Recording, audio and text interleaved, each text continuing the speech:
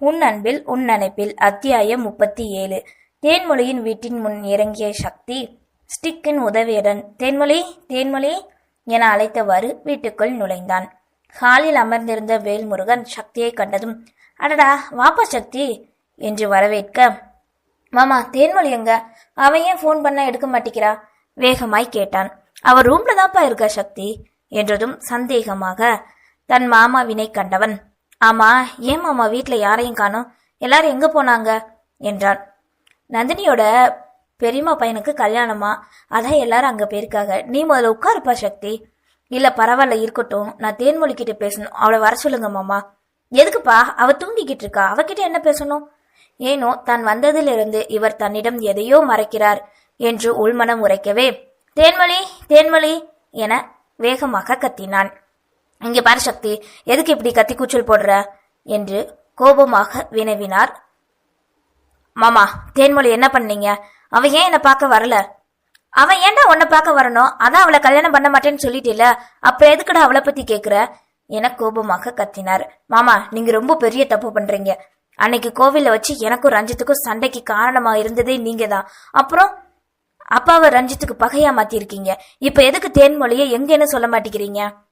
நான் எந்த தப்பும் பண்ணல, எல்லாம் நல்லதுக்கு தான் பண்ணேன். அப்புறம் தேன்மொழி ஏன் பொண்ணு, நீ கவலைப்பட தேவையில்லை என கூறிக்கொண்டிருக்கும் போதே, அத்தா என்று தன் பின்னால் ஒலிக்கும் மகளின் குரலில் நிறுத்தினார் வேல்முருகன். அழுது கண்கள் சிவந்து, தலைமுடிகளோ கலைந்து, முகம் வீங்கி, கைத்தடங்கள் கன்னத்தில் பதிந்திருக்க அவளையே சக்தி பார்த்து கொண்டு நின்றான். அத்தா என்றவாறு ஓடி வந்து சக்தியை அணைத்து கொண்டாள் தேன்மொழி. என்னாச்சு தேன்மொழி, யார் ஒன்னு அடிச்சாங்க? நான் தாண்டா அடிச்சேன். அவ அந்த ரஞ்சித்தை காதலிக்கிறாளாம், அவனை தான் கல்யாணம் பண்ணிப்பேன்னு என்கிட்டே சொல்றா, அதான் தண்டனை கொடுத்தேன். மாமா ஏன் இப்படி பண்றீங்க?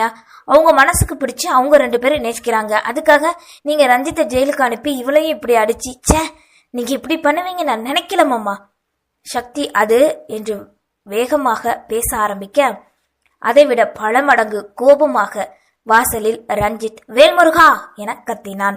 அந்த ஒளியில் அதிர்ந்த மூவருமே வாசலை நோக்கி சென்றனர். ரஞ்சித்தின் குரலை கேட்டதுமே வேகமாக வெளியே ஓடி வந்த தேன்மொழி அவனை கண்டதும் அப்படியே நின்றாள்.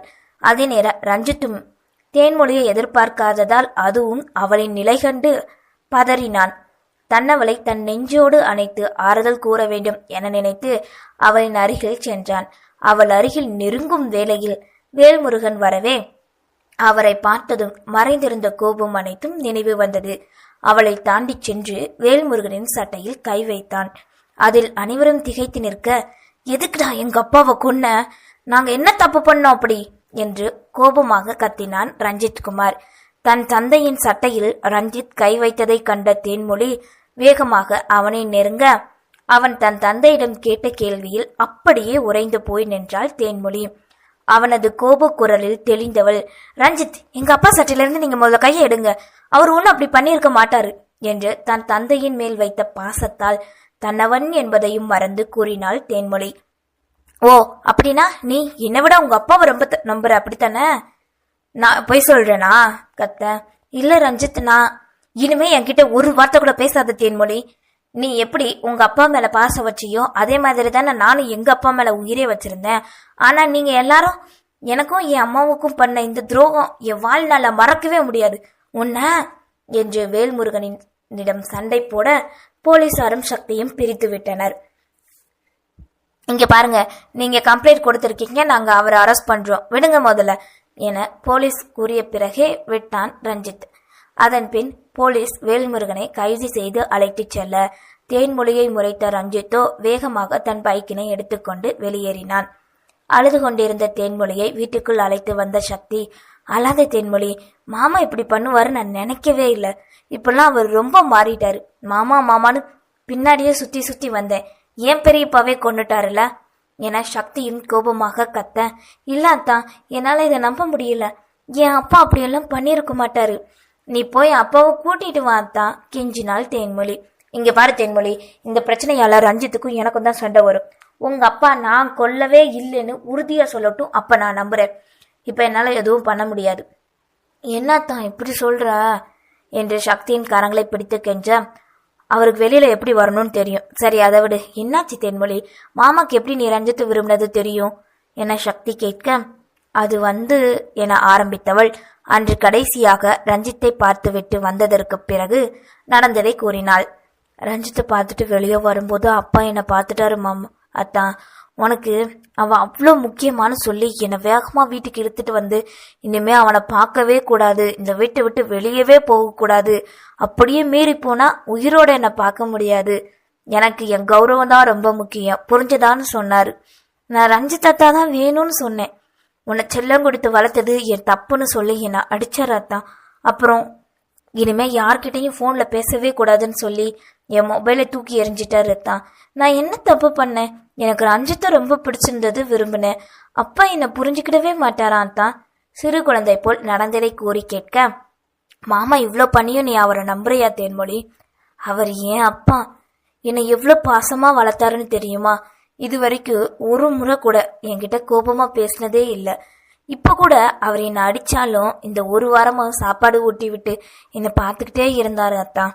சரி விடு தென்மொழி, நானும் முதல்ல நீ ரஞ்சித்தை விரும்பினதை தெரிஞ்சுட்டு கோவப்பட்டேன்ல, அதே மாதிரி தான் மாமாவும்.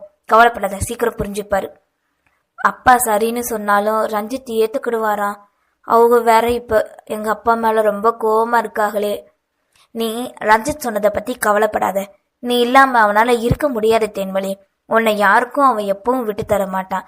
அதே நேரம் மாமாவை அவன் என்னைக்கும் மன்னிக்கவும் மாட்டான். ஆனா உன் மேல இருக்கிற கோபம் மட்டும் அவனுக்கு மறைஞ்சிரும். இதை நான் முழுமையா நம்புறேன். சரிவா, நம்ம வீட்டுக்கு போகலாம். இல்ல நான் வரல என்றதும் சக்தி செல்ல தமிழரசுவுக்கு போன் செய்து அவசரமாக வர கூறினாள் தேன்மொழி. அடுத்த நொடி குடும்பத்துடன் தன் வீட்டில் இருந்தான் தமிழரசு. இங்கே கோபத்துடன் வீட்டுக்கு நுழைந்த சக்தி காலில் அனைவரும் சற்று பதட்டமாக இருப்பதை கண்டான். என்னாச்சுமா, ஏன் ஒரு மாதிரியா இருக்கீங்க என தன் அன்னையிடம் கேட்க, அது பா, நீ போனதுக்கு அப்புறம் நம்ம ஊருக்கு போலீஸ் வந்தாக. அன்னைக்கு நீ கம்ப்ளைண்ட் கொடுத்தியே, அந்த வண்டி நம்ம சின்னச்சாமி மகன் பிரகாஷ் அவனோடது போல. அவனை விசாரிச்சாக. அதுக்கப்புறம் தான் தெரிஞ்சது அந்த மருது பையனும் செல்வாவும் சேர்ந்துதான் ஆளை வச்சு இப்படி பண்ணிருக்காங்கன்னு. அவங்கள போலீஸ் பிடிக்க போற நிறைய யாரெல்லாம் இதுல சம்மந்தப்பட்டிருக்கான்னு கேட்டிருப்பாங்க போல.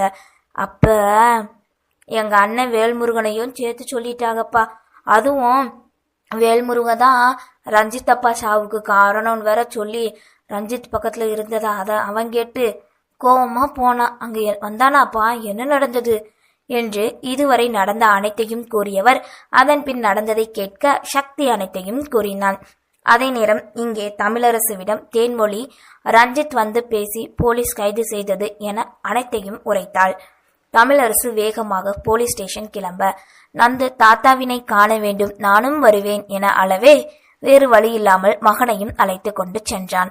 செல்லும் வழியில் வக்கீலுக்கு போன் செய்து நடந்ததை உரைத்தவன் தன் தந்தையை எப்படியாவது வெளியே கொண்டு வர வேண்டும் என்று தவிப்புடனும் பதட்டத்துடன் வேகமாக சென்றான் தமிழரசு. நந்துவோ தன் தந்தையின் செயல்களை புரிந்தும் புரியாமல் பார்த்து கொண்டிருக்க போலீஸ் ஸ்டேஷன் செல்ல அதே நேரம் வக்கீலும் வர இருவரும் ஒன்றாகவே உள்ளே நுழைந்தனர். போலீசிடம் பேல்ஸ் பேப்பரை காட்ட அதே நேரம் வேறொருவன் வந்து தான் ரஞ்சித்தின் தந்தை இறந்ததற்கு காரணம் என கூறி ஆஜரானான். வேறு வழி இல்லாமல் வேல்முருகனை அழைத்து சைன் பெற்றுக்கொண்டு அனுப்பினர். வேல்முருகன் வெளியே செல்வதற்கு முன் அவரை அழைத்த போலீஸ் அதிகாரி, இங்க பாருங்க, நீங்க தான் கொலை பண்ணதா ரஞ்சித் வந்து இங்க சொல்லி கம்ப்ளைண்ட் கொடுத்தாரு. டிசிபி சார் வேற போன் பண்ணி இமிடியட்லா கைது பண்ண சொன்னாரு. அதான் நாங்க பண்ணோம். இந்த ஊருக்குள்ள உங்களுக்குன்னு ரொம்ப மரியாதை இருக்கு, அதனால சொல்றேன், கொஞ்சம் ஜாக்கிரதையா இருங்க. சொல்ல வேண்டியதை சொல்லிட்டேன் என்று சற்று அறிவுரை கூறிவிட்டு தன் வேலையை பார்க்க சென்றார். நான் உன்னை ஜெயிலுக்கு அனுப்புனதுக்கு பழிவாங்க நீ என்ன ஜெயிலுக்கு அனுப்பிட்டல. நான் என் பவர் யூஸ் பண்ணி 4 மணி நேரத்துல வெளியே வந்துட்டேன். ஆனா உன்னால 4 நாள் ஆகியும் வெளியே வர முடியல. அதான்டா இந்த வேல்முருகன் என்று ரஞ்சித்தை பற்றி மனதில் நினைத்து கொண்டிருக்க தன் தந்தையையும் தாத்தாவையும் மாறி மாறி பார்த்த நந்தகுமரன் அருகில் அமர்ந்திருந்த தாத்தாவின் மடியில் ஏறி அமர்ந்தான். தாத்தா, ஏன் ஒரு மாதிரியா இருக்கீங்க? தன் பேரன் இருப்பதை உணர்ந்தவரோ, ஒன்னிலடா கண்ணா என்றார். வீட்டுக்கு சென்றதும் தேன்மொழி அப்பா என்று ஓடி வர தன் மேல் அவளுக்கும் இருக்கும் பாசத்தினை எண்ணி மகிழ்ந்தார் வேல்முருகன். எல்லார்கிட்டே ஒரு முக்கியமான விஷயம் சொல்லணும் என்றதும் தேன்மொழியோ தந்தை தன்னை பற்றி தான் கூறப்போகிறாரோ என நினைத்து பயந்தாள். ஆனால் அவரோ அதைவிட பெரும் அதிர்ச்சியாக, நாளைக்கு நம்ம தேன்மொழிய பொண்ணு பார்க்க வராங்க. அடுத்த முகூர்த்தத்துல அவளுக்கு கல்யாணம். அதுக்கான ஏற்பாடெல்லாம் பண்ணுங்க என்றார்.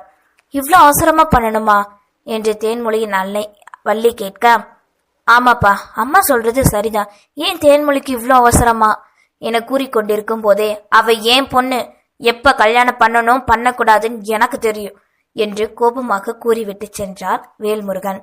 தேன்மொழியோ அதை கேட்டு சிலையாக நிற்க நந்தினி அவளை அழைத்து கொண்டு அறைக்குச் சென்றாள். நன்றி.